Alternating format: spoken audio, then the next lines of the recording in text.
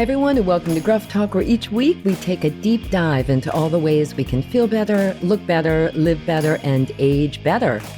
We are continuing our celebration of National Osteoporosis Awareness and Prevention Month by focusing on something that a lot of women experience after menopause, but don't know much about: osteopenia. I'm your host, Barbara Hannah Grufferman. Yeah, you might be thinking, osteo what? But osteopenia is something that affects millions of people worldwide, especially women who have journeyed through menopause when estrogen levels drop. And if you want to hear more about the connection between menopause and bone loss, definitely listen to last week's episode when I talked with Dr. Margaret Noctegal, who gave us a masterclass in bone health. Okay, so back to today's topic, osteopenia. Osteopenia, also known as low bone density, is like the first stop on the fast train to osteoporosis. And if you do have osteopenia, you really want to do everything possible to keep it at that train station and do not let it chug along to that last stop of osteoporosis. Why is that such an important goal? Well, because osteoporosis can wreak havoc with your life and even end it prematurely. Yep. It can cause you to break a bone if you fall, which can take away your mobility and independence. And who wants that? Many of you know the story about my mother, who in 2018 lost her balance while she was in her bathroom, fell, and broke her hip. I watched her joy, mobility, health, and cognitive functioning spiral downward until she passed away in 2021. Listen, osteopenia is crazy common. Too common, really. And it's because people don't think about their bones until they break one. Like me. When I turned 50, I fell while walking my dog, broke my arm, and shortly thereafter got my first bone density test, a DEXA test, which showed, voila, osteopenia. I can't even begin to tell you how devastated I was. It made me feel vulnerable, very scared, and old.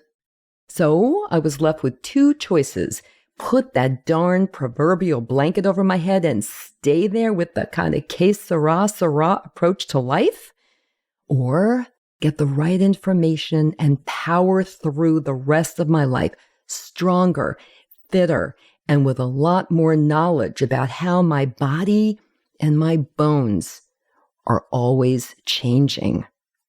In partnership with my doctor, I created what I like to call my personal Build Better Bones plan, which included running. Yeah, that's when I started running, when I turned 50 and broke my arm. Strength training, vitamin D, eating foods high in calcium, and a really good attitude. 16 years later, my bones have not progressed to that final stop of osteoporosis, and I feel better with each passing year, really.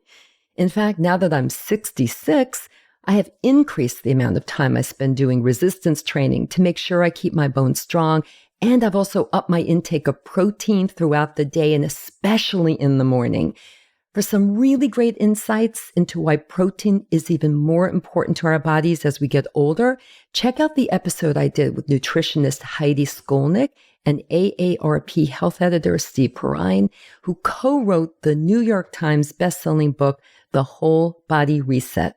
That episode, that discussion changed my view of protein. So definitely check it out.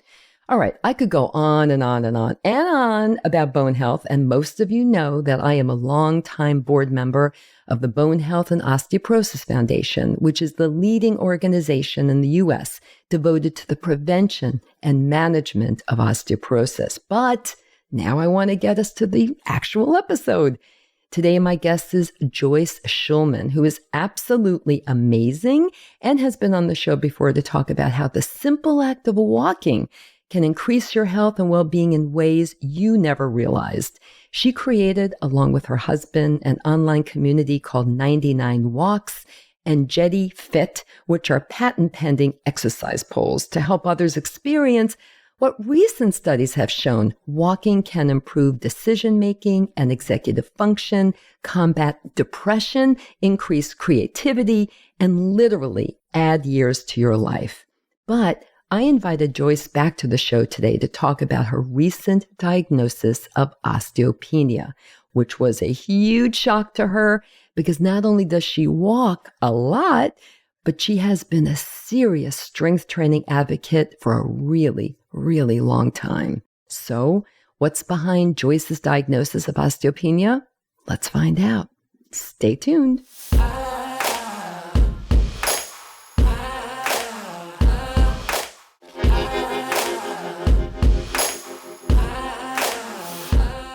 Hello, joining me today is Joyce Shulman. This is her second time on the show. I'm so excited. She's the co-founder with her husband and the CEO of 99 Walks and also Jetty Fit, which are like these great exercise poles to kind of help you get out there and make the best of your walks. So welcome back to Gruff Talk, Joyce. Thank you. Thank you so much for having me back. I'm excited for today's conversation. Oh yeah, me too. You know, I already did an intro to this episode and talked a little bit about what osteopenia is. I mean, it's very confusing. Not a lot of people know what it is. You know, they know what osteoporosis is, but osteopenia, not so much. So we are going to go a little bit deeper into what it is. I talked in the intro a bit about my own diagnosis of osteopenia back when I turned 50 and broke my arm. But when you were on the show the last time, I think about 6 months ago, I want to say, we were talking about walking and all the benefits to walking and why you're such a big proponent of it and also strength training. But during that time, you did reveal that you had gotten the diagnosis of osteopenia. So let's talk about that. How did you find out? How do you feel about this, given that you're so active and physically fit? You must have been shocked. It had to have been a jolt. So tell us about that. Yeah. So going back to having my first DEXA scan at 50, it showed some bone loss. And at that point, I was shocked, right? Because I do all the things. I have literally been lifting weights since I was 18 years old, which is super unusual, right? Back then, it was not, I was often the only woman in the gym. Right. My diet is really good. I'm active. I do all of the things. And when you go looking at the risk factors, I don't have any of them except one. And that is I have a strong genetic propensity for osteoporosis. Can I ask you though, at that time, at 50, were you already postmenopausal? Had you gone through menopause and therefore all your estrogen levels had dropped or what? You know, that's actually a really good question. And as you say that, I realized it wasn't when I was 50 because I was postmenopausal. So my first DEXA scan was more like 54. Okay. And you were postmenopausal. So I just want to kind of correct you right there. Another risk factor is the fact that you were postmenopausal. Because as we know, estrogen levels at that point, unless you were on or are on some form of hormone therapy, replacement therapy. I wish, but that's a whole nother conversation. Okay, I'm sorry to have interrupted you. Continue. No worries. Yeah, for sure. So my age, of course, my hormone status, of course. Mm-hmm. My mother has had osteoporosis for many years, my maternal aunt, my sister. So it's certainly throughout my family. But I always thought, as my mother will say, so my mother is a retired professional dancer. So always active, which is great. But as my mother will say, I've never picked up anything heavier than a wine glass. So I was always like, I lift weights. I'm going to be fine. Right. You'll do things differently. Mm-hmm. Do things differently. So when I had the first DEXA scan and it showed some bone loss, I was really surprised and a little bit knocked. And I spoke with my gynecologist and she said, and I remember it so clearly, she said, don't worry about it. Everyone has this. It's nothing to worry about. You're better than most people. So don't worry about it. And again, she said that based on looking at your numbers? Yep, on my DEXA scan numbers. Okay. Mm-hmm. So honestly, I didn't think about it. And 3 years later, I went back for a follow-up. It should have been 2 years probably, but I blame COVID. So 3 years later, but it wasn't something that I was, frankly, Barbara, like taking really seriously because. Right. No, because you continued to do everything right. Strength training, walking every day, of course, as the pack leader of 99 Walks, and eating well and everything else that we talked about in the last episode when we were together. Yep. So then what happened? So then I went and had the follow-up. And while I haven't tipped over into an osteoporosis diagnosis, the bone loss between those 3 years, those 2 DEXA scans was significant. Mm-hmm. Significant bone loss within 3 years, if I summarize that correctly. At that rate, if that rate of loss continues, I am in big trouble very soon. Mm-hmm. So what happened then? So I called my gynecologist again, and she said, "Oh, don't worry about it. There's nothing you can do. You don't want to go on medication. There's nothing you can do. Don't worry about it. Keep doing what you're doing." And I was like, that advice doesn't sound right to me. Mm-hmm. So I started down a path. I did a very, very, very deep dive into all of the research I could find because I believed, and I believe still, there must be a solution out there.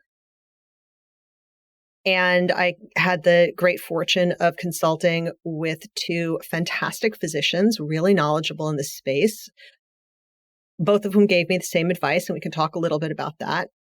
And I consulted with a couple of functional medicine doctors thinking, okay, my question is like menopause, my genetic propensity, but what's the mechanism? Like, okay, so your drop in estrogen can be a trigger for bone loss, but how? Like, what's actually happening?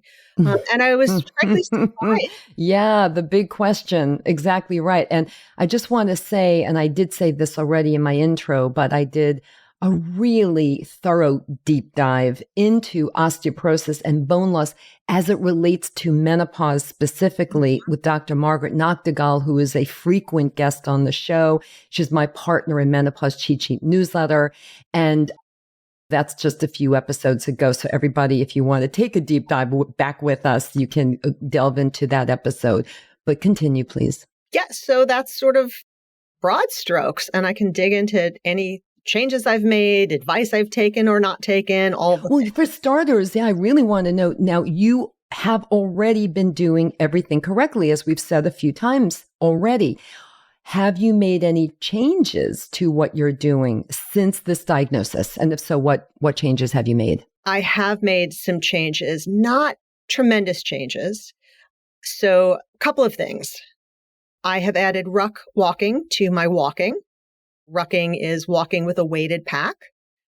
We actually, in my company, we designed one because there wasn't one that fit me comfortably. But I believe that building strength and building bone strength takes certain kinds of effort, right? So it seems to me, and there's some very preliminary research out there, so can't cite any specific research, right? But it seems to me that it makes sense, and I'm walking anyway. So if I can up the ante on that, I'm going to do it. So right, is it like a backpack? This is fascinating to me. Yep, it's a backpack it's starting with only 9 pounds because a lot of women are not accustomed to that. I currently walk 2 or 3 times a week with a 20-pound pack. All on your back. So you have to really be very cognizant. And that's also helping your core because you want to maintain your posture as you're doing this. That's a great idea. Did you say it's called rucking or rocking? So it's generally called rucking. So our pack is jetty packs, jetty walking, but rucking is something that the military has been doing for actually centuries. It's a big part of military training. And there's amazing science behind it. But there's not science directed directly to bone health. So it's just something but there is in a way, sense, right? Though, because anything that's weight bearing will help to keep keep your bones from getting weaker and thinner. So there is science behind that, actually. And I'll include some links to all of this, including is your new product available yet, or is it still under? Nope. It's out in the world. Oh, that's so great. I didn't even know that. I'll have a link to it in the show notes. I'll send you one. I'd love, yay. Okay. And I'll take some little photos of me using it, a little video. Because you know me, I'm super big on bone health, as we know, since my own diagnosis 16 years ago. So before you continue, I realized I didn't ask a really important question about when this whole diagnosis happened. Did you also get your vitamin D levels checked? And if so, did it show that they were in the normal range or were you deficient? So I've had my vitamin D and my vitamin K levels checked. Mm-hmm. It's a very interesting question. So I'm on the low end. I'm not out of range, but I'm consistently on the low end. And now we're going to go all over the place. But here's the thing. Years ago, and when I say years, at least a decade ago and probably longer, I was feeling really fatigued and run down. And I went to my internist and it was winter and I said, I just feel lousy. And she said, well, let's do a little bit of blood work and see what's going on. And it came back that my vitamin D levels were low. And every time I've had my vitamin D levels tested throughout my life, they're always low. Sorry to interrupt you again. Did you start taking vitamin D supplementation when you got that first diagnosis from your blood work or what? So here's the thing. Did anybody say you should be supplementing this consistently? Oh my goodness. No one told you that? No. Wow. Okay. No words on that one. Right? Okay. Continue. Wow. That's a big, not good. So the advice I got around that was, I live in New York and in winter, we're not out a lot. So maybe you want to supplement a little bit during the winter season. So I did for, a couple of weeks, couple of months, and then I started to physically feel better and I stopped and that was the end of it. So this goes to something that you and I spoke about very briefly this week in preparation for this call, which is around why aren't we giving younger people better advice with this long-term view? Yeah, I'd like to just say a quick word about that. The Bone Health and Osteoporosis Foundation, as you know, I'm on the board, have been for 9 years, going on 10 years now. They did a study a few years back called, focusing on the peak bone mass. And what that is we now know, and it's scientifically backed and proven, that our bones are at their most dense and at their best when we're in our late 20s to maybe 31, 32. Then with each passing year, no matter who you are, what you're going through in your life, what your health issues are, you lose bone density a little bit at a time. Now for women, when you hit perimenopause, go through menopause, and then you're postmenopausal, well, obviously that accelerates dramatically. Men still get osteoporosis as well. So don't think they don't, they do. And, osteoporosis or bone loss to result in osteopenia can also be caused by, as you pointed out, genetics, not only because you're an older woman who's gone through menopause, but also if you're on certain medications, for other health issues or health issues themselves, like any gastro issues can also have an impact on your bone health. So there's a lot of other things at play that we don't always take into consideration when we're thinking about our bone health. But getting back to the peak bone mass. So absolutely, Joyce, every single pediatrician in the world should be talking to the parents and the kids about the importance of keeping their bones strong early in life so that when they hit that age, they're really super strong, because the stronger your bones are at that age, when you're at peak bone mass time, then the better they will be set up for when you get older. That is scientifically proven. So I agree with you. Now, the good news is that the Bone Health and Osteoporosis Foundation did a huge reevaluation of our mission and everything else that we've been doing. And about 3 years ago, I want to say, we really turned things around. First of all, we renamed it, now calling it the Bone Health and Osteoporosis Foundation. So we're not just talking about managing and treating bone loss, but preventing bone loss. And we are reaching out to younger people, to young men and women, to people in sports, to people who dance, so that they get their bones ready. But It's a lot of work, takes a lot of money, takes a lot of programs to get the word out there. And the truth is, this is the truth, Joyce.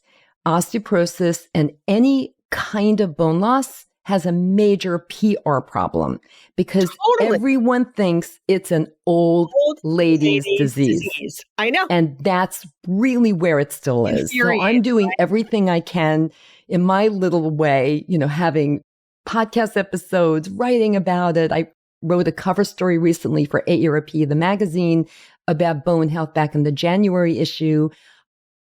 We have a New York City Marathon team to raise awareness and money for BHOF and for bone health, but we need more voices. So I think the silver lining here, there's a lot of silver linings here with your diagnosis. One is you're doing even more and you're trying to find out what else can you be doing for yourself to keep your bones where they are.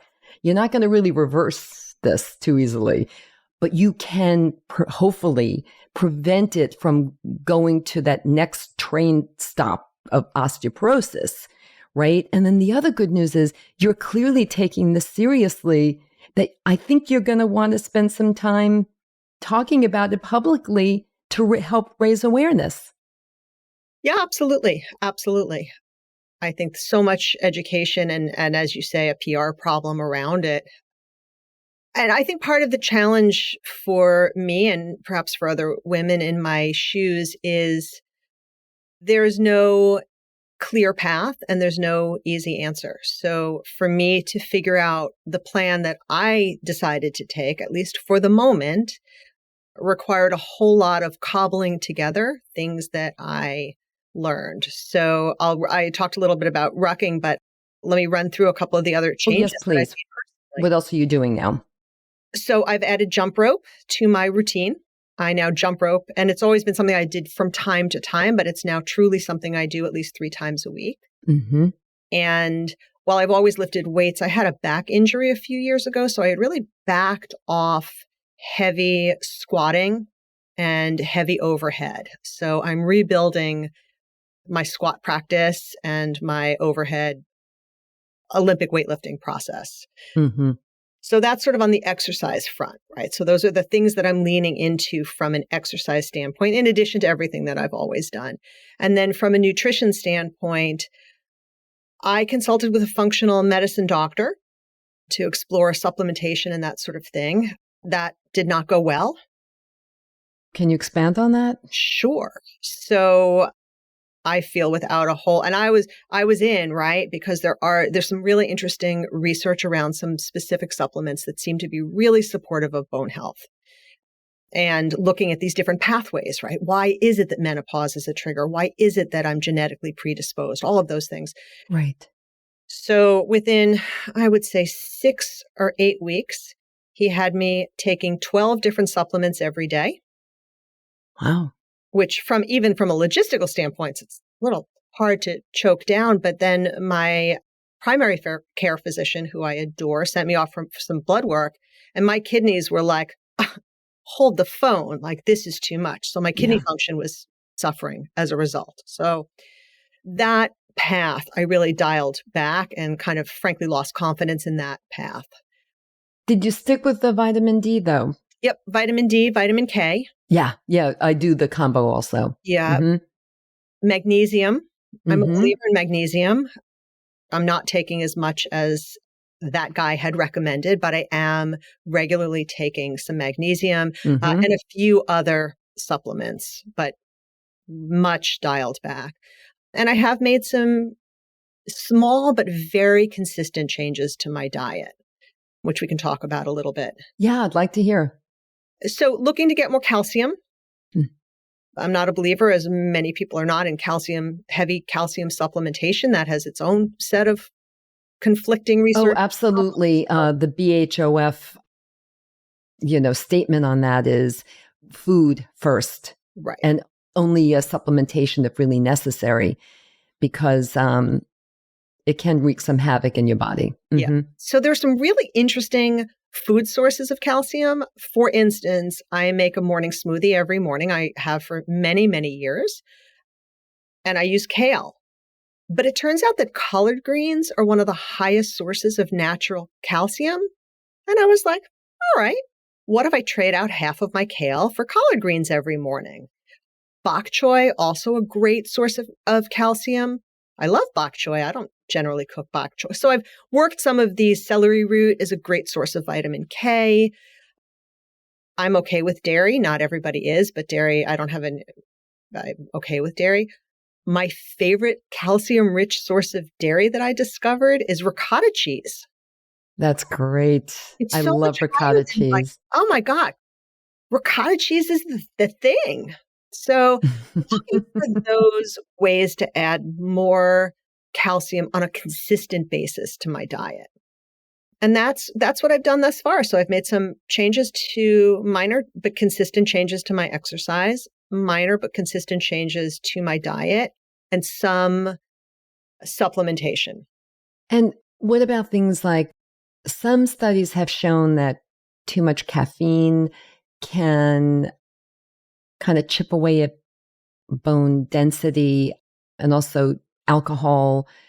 Do you imbibe in either one of those? Have you changed that, or have you kept it all the same? Barbara, I tried so hard to dial it back to 1/2 cup of coffee a day, and I just couldn't do it. Yeah, same here. I can't. 2 Nespressos a day, and that's it.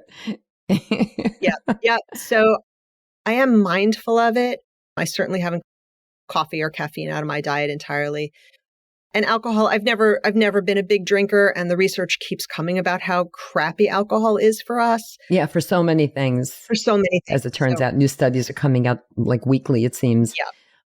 Yeah, so everybody should really dial that back to, everything in moderation is what I like to say, really, to live a good life.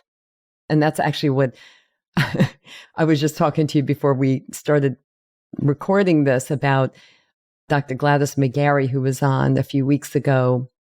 She's 102 and considered the mother of holistic medicine. And that was basically her message too. Like, she would never say, do this, do that, everyone, and you'll get to live to 102. But really everything in moderation is totally fine. Yeah. Wow. So this is an incredible diagnosis because, for me, possibly for you, for me, it was life-changing because it also happened at 50. You were a little past 50.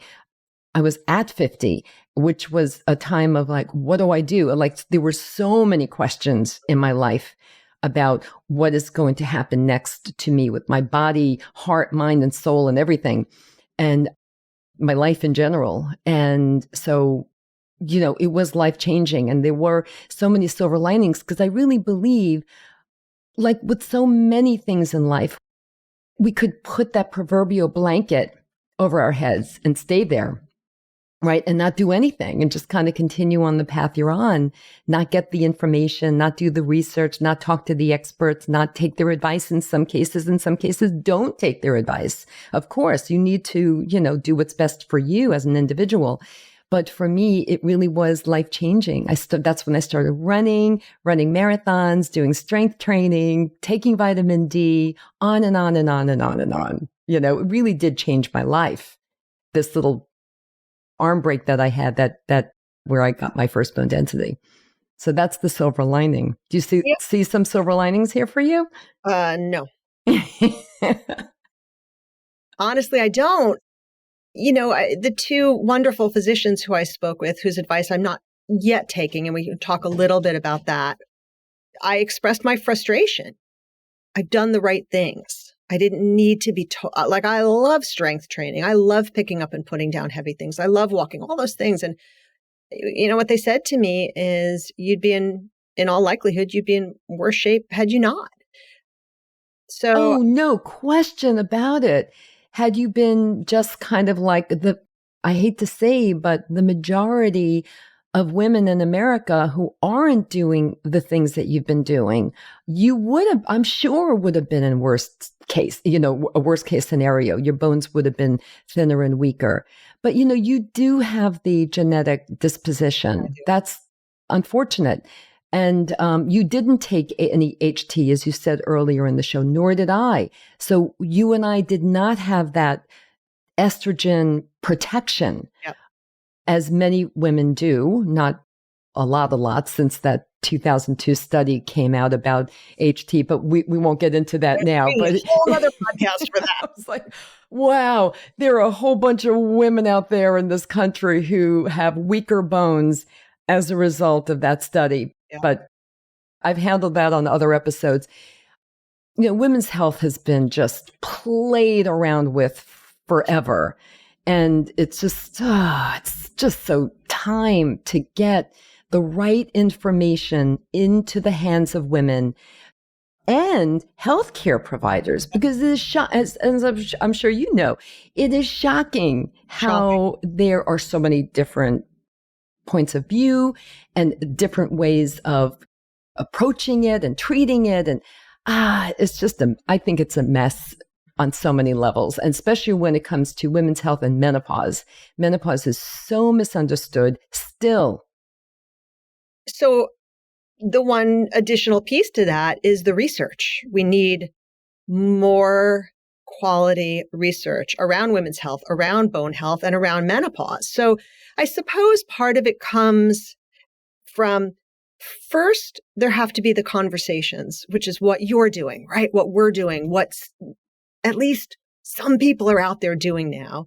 And hopefully that sparks a desire for more research, because the treatments available right now for osteopenia and osteoporosis are not fantastic. There's got to be a better way, right? I always say, there has to be a solution. We just have to keep looking for it. Mm-hmm.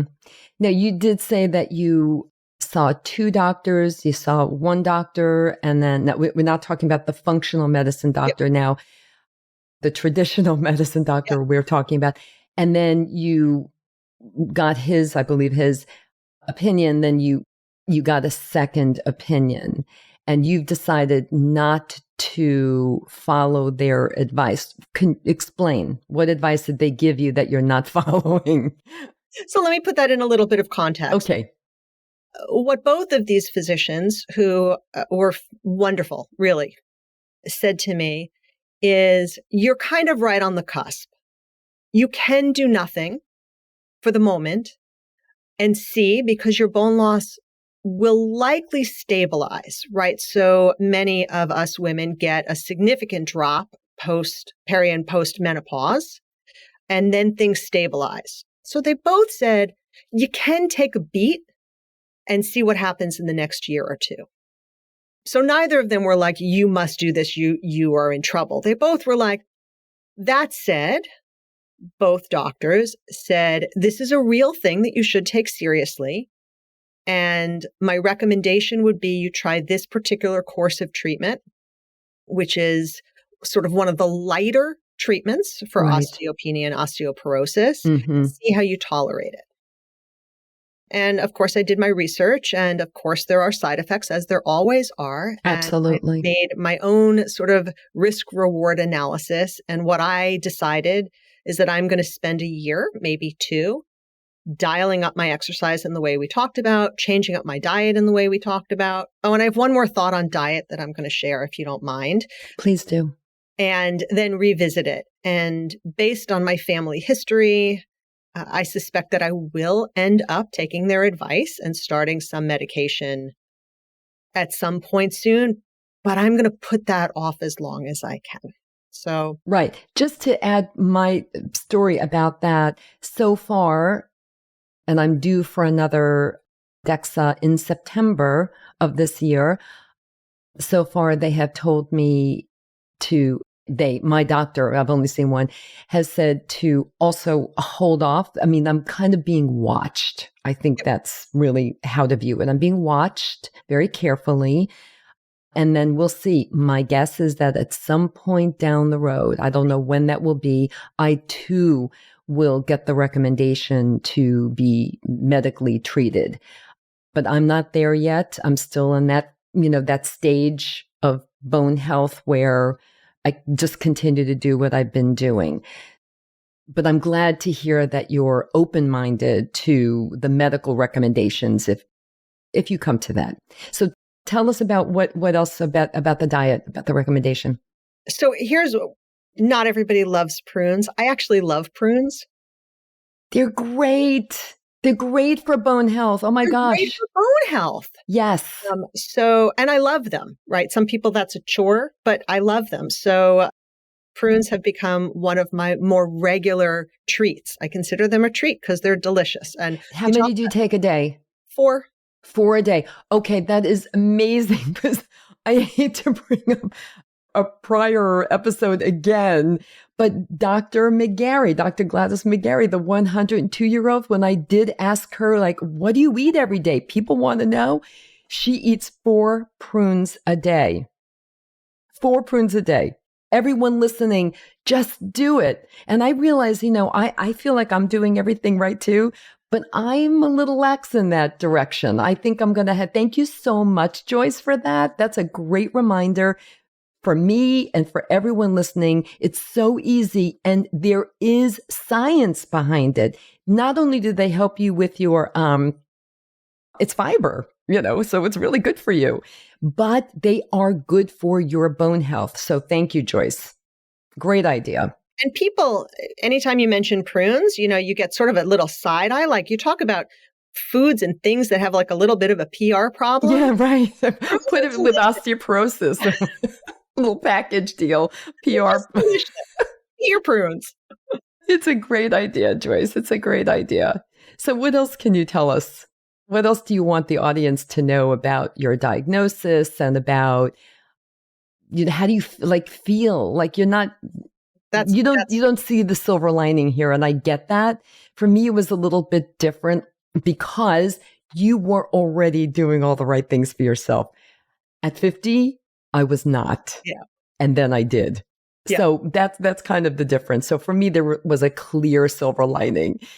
Wow. But for you too, I think, you're making these what seemed like subtle changes, but they could really be the ticket for you to keep your bones, to stabilize them and to keep them there. Let's hope. Right? So that to me is, let's look at it that way. It's a silver lining. Listen, Barbara, I think I'm not there yet, right? So yeah, I completely understand. September, and I had a range of emotions, some panic, truly. I'm a big skier, I'm a big athlete, I do all the things. And the thought that my bones would not be strong enough to support all of the things that I want to do into my 80s and 90s. Like, I have no intention of stopping. I want to be one of those women who's skiing in her 80s. Yes. I want to be playing pickleball and, forever. So it was honestly, a difficult diagnosis for me. A lot of up and downs, a lot of roller coaster. I dug deep into the research, sort of laid my path, and then was like, I'm just going to do this and not think about it. Then that got disrupted. And it's been very difficult for me on a deeply personal level. I feel, not to overstate it, and I know anybody suffer, and I know there are way more acute and horrible things that happen. But I don't think I'm alone to say that I feel a little betrayed by my body. Yes, I felt the same way too. It made me feel all of that and vulnerable. Yeah, vulnerable is the word. Really vulnerable. Like, oh my God, if I fall, well, which I had. But what if it's a really bad fall, like my mother, who fell and broke her hip and passed away only 3 years later from a hip fracture. I also felt old. I'm going to say it. I felt, it made me feel like I'm old. And, I wasn't feeling that way up until that moment. But again, for me, it was, and I grappled with it for a while too. It was not pretty. And, then I made the decision to just do what I can. One thing that we haven't touched on, which I think is super, super, super important, is balance. Now, you and I have weaker bones. That's where we are. We have that. And a lot of people listening right now have weaker bones too, compared to when they were 40 or 20, 30. Now, we all know if you fall and you have weaker bones, the risk of fracture is greater. That's just common sense. Yep. So my mantra also in all of this, in the context of all of this bone health stuff, is no fall, no fracture. So I do everything I can since that fall when I was 50 to not fall. So what does that entail? Not only are you and I doing all the right things, we're walking and running and strength training and resistance training and weight bearing and rucking, which I can't wait to do that, by the way. Please don't forget to send it. But I also am really big on balancing. I do intentional balance practice. Mm-hmm. And I want to share that with you. And I hope that you're doing that too, because if you're not, I want to nag you and I'm going to check in on you and see if are you balancing every day, brushing your teeth, stand on one foot, but even like, doing the airplane pose, do some yoga, Tai Chi, whatever it takes. I mean, and you can do it while you're on the phone. You can lift your foot up while you're standing in line at the supermarket. It's so important. We don't want to fall, especially when we get older. So I'm really looking down the road. And the bad news about bones is it's very hard to get that bone back. But if you feel like your balance isn't so great, unless you have some really, a health issue that's causing, like vertigo. But if you can get your balance back, you can practice balance and you can get it back. It can be reversed. So I just want to share that with you and kind of nag you about that. Yeah, no, I'm all about it. And I'll add 2 thoughts to that, if I may. Yeah. Because my lane is a lot of walking, and there is some incredibly good research out there about how walking, especially walking on different kinds of surfaces, is one of the best balance training things you can do. So for those people who do have a walking practice or a running practice, as I know you do, if you can make an effort to take that practice off of your most stable surface, right? For everybody who's walking on treadmills and they're like, I'm walking, that's good. Try to take that out into the world onto different surfaces, because the research shows phenomenal balance training in that. And then the other thing is around really training your vestibular system, which I didn't know until very recently that you can do. So, explain that. Yep. So if you think back, I'll tell you my sort of personal story around this and then kind of how I came to this. But the ride at the carnivals where you sort of sit on a swing and you all spin like this? Yes. Swing. It's so fun, right? So maybe 7 years ago, I was at a carnival and I was like, let's do that. And I've done that. I was so dizzy. And I was like, well, that's weird. So I guess your balance and your tendency towards dizziness is one of those things that just deteriorates as you get older. Mm-hmm. And when you start talking to I've only spoken to women about this weirdly, but when you start speaking to other women, they're like, oh yeah, like I get dizzy really easily. So I recently started looking into this, and I've connected with some people who are actually really focused on training your vestibular system. And it's on the list of things that get better. So there are ways to do that. And it is honestly like a little bit of spinning practice. So you talk about the balance exercises, and I absolutely do those. It's something else I do, and everybody's going to think I'm crazy. But here I go. So I put my arms out to the side and I spin 7 times in one direction. I wait a minute and then I spin 7 times in the other direction. That's great. Is this part of the practice that you were talking about that was recommended to you? Or? No, I just sort of made this up. But this is I love it, Joyce. Yeah. So what I know from the research that I've seen is that you can improve your vestibular system. And now I'm just diving into how you do that. I've got to add a link to this. First of all, I need to look into that. And why not? Right? Of course. Of course. Great idea. So what else are you doing? Any other secrets, Joyce, you want to share with us? No, besides prunes and spinning in circles and oh, I love it. That's so fun. Okay, we covered a lot of ground. I mean, really a lot.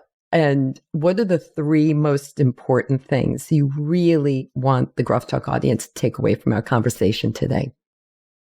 This is a little bit of practice what I preach rather than where I am right now. And I know you're going to jump right on this soapbox with me.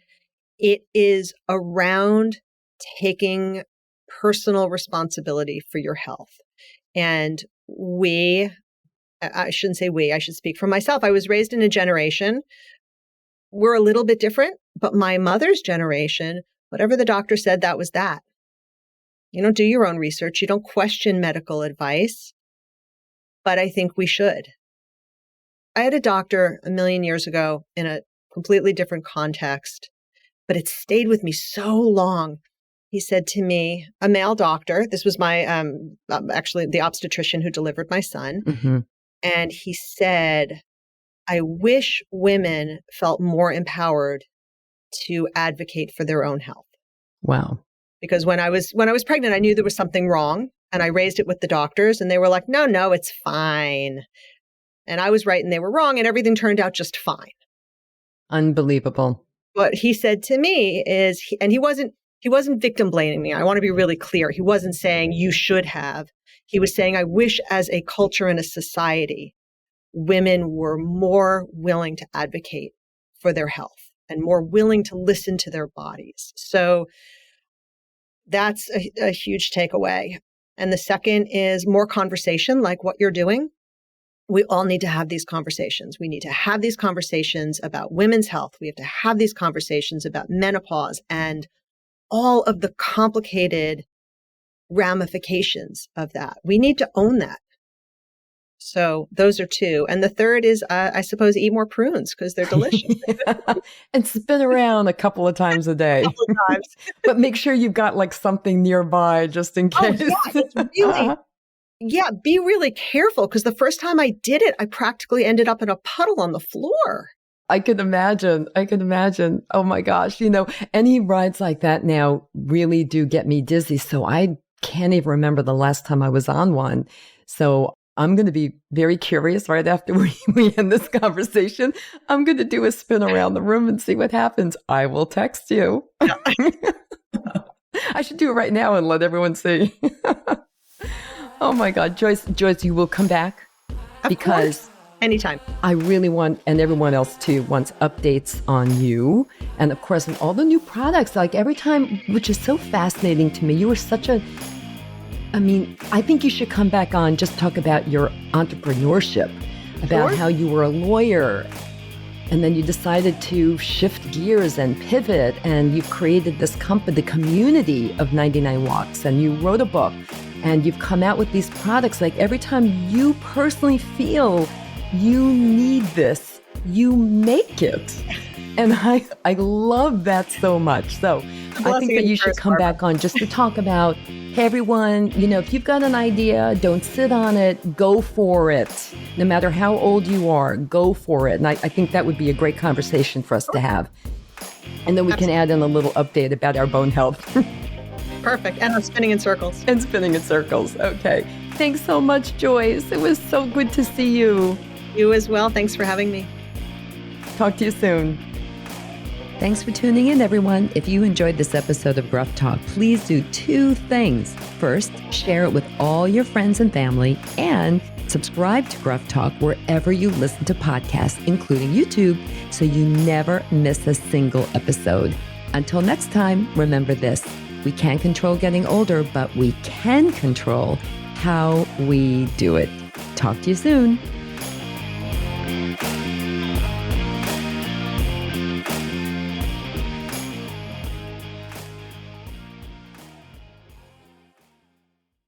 Age Better Podcast is a proud member of the Sound Advice Network. Sound Advice, women's voices amplified.